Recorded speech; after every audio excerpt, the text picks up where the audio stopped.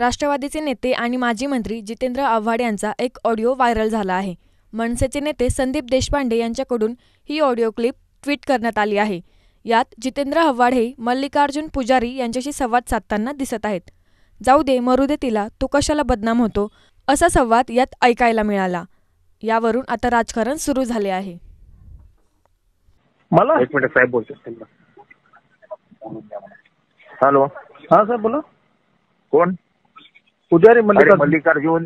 तू कुठल्या तरी एका माणसाला ब्लॅकमेल करतोय ते कुठल्या तरी एका पोरीवरनं. तुमच्याकडे आले का साहेब? अरे माझ्याकडे नाही, ते शरद पवार साहेबांनी प्रफुल्ल पटेलकडे गेले. साहेब ब्लॅकमेल करत नाही साहेब, ती मुलगी आपल्याकडे न्याय मागायला आलेली ती. काय करतो नको ते उद्योग बेंच.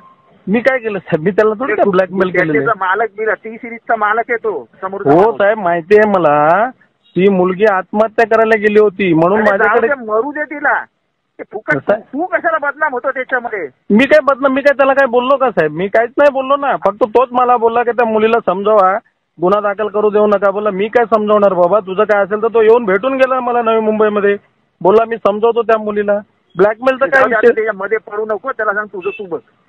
ठीक आहे साहेब.